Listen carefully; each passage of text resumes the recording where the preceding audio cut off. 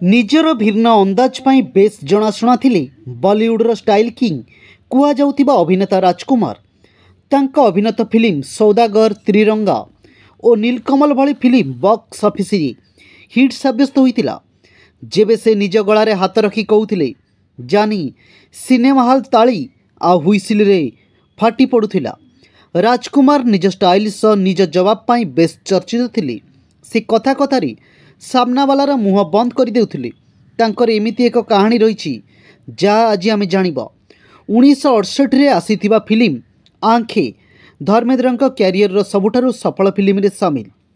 କିନ୍ତୁ ଏହି ଫିଲ୍ମ ପାଇଁ ରାମାନନ୍ଦ ସାଗର ନିଜ ବନ୍ଧୁ ରାଜକୁମାରକୁ ସାଇନ୍ କରିବାକୁ ଚାହିଁଥିଲେ। ଏଥିପାଇଁ ସେ ଫିଲ୍ମର କାହାଣୀ ମଧ୍ୟ ରାଜକୁମାରକୁ ଶୁଣାଇଲେ।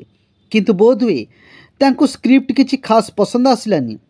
କୁହାଯାଏ ରାଜକୁମାର ସେ ଫିଲ୍ମର କାହାଣୀ ଶୁଣି ନିଜ ପୋଷା କୁକୁରକୁ ଶୁଣାଇଲେ ଏବଂ ପଚାରିଲେ, ତମେ ଏହି ଫିଲ୍ମ କରିବ?